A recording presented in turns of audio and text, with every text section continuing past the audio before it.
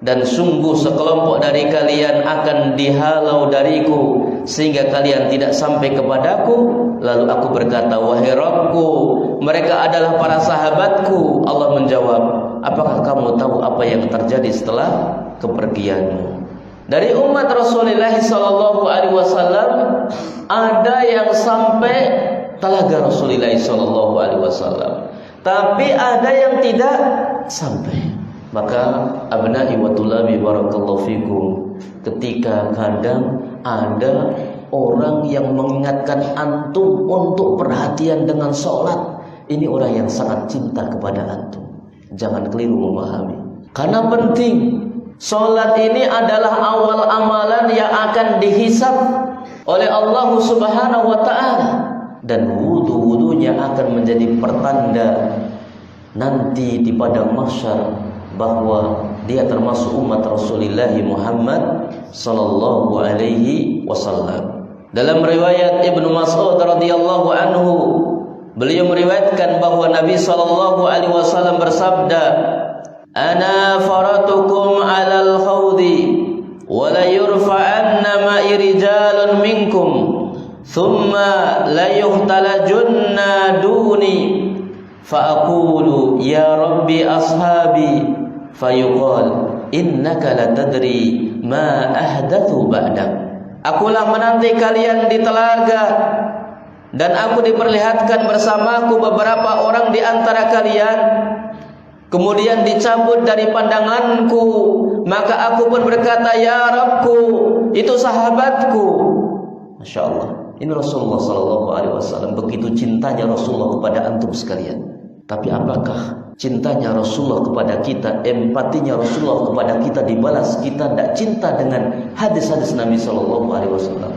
Apakah empatinya Rasulullah SAW kepada umatnya, kepada kita balas dengan kita menghina hadis Rasulullah SAW? La, bukan seperti itu cara membalas. Bagaimana perjuangan Rasulullah Muhammad SAW? Rasulullah SAW begitu sangat perhatian dengan umatnya. Rasulullah SAW begitu cinta dengan umatnya.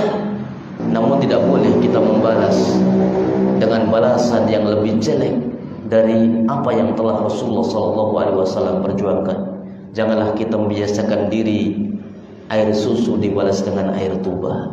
Jangan kita membalas dengan apa yang telah Rasulullah SAW perjuangkan, kehidupannya, ilmunya, waktunya untuk umat ini, bahkan di akhirat. Ayuhal ikhwah, maka tidak sepantasnya kita menyanyiakan majelis ilmu, tidak sepantasnya kita menyanyiakan hadis Rasulullah, tidak sepantasnya kita menyanyiakan ayat-ayat Allah Subhanahu wa ta'ala, tidak sepantasnya keluar dari mulut-mulut kita menghina agama Allah Subhanahu wa ta'ala. Maka ketika di antara umatnya dicabut dari pandangan Rasulullah SAW, maka Rasulullah mengatakan, ya Rabbku, itu sahabatku. Maka ada suara, engkau tidak tahu yang mereka adakan sepeninggalmu. Jadi ada yang menjadi umat Rasulullah, tapi setelah meninggal Rasulullah SAW, mereka berbuat sesuatu yang itu menyelisih jalannya Nabi Muhammad SAW. Kemudian disebutkan dalam hadis riwayat Imam Muslim, dikatakan beberapa orang dari para sahabatku dahulu akan datang ke telagaku, hingga aku melihat mereka, dan mereka memang diperlihatkan kepadaku, mereka dicabut, dihalangi dariku.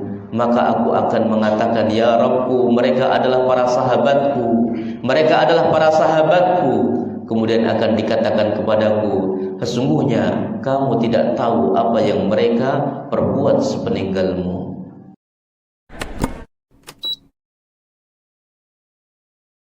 وذكر فإن الذكرى تنفع المؤمنين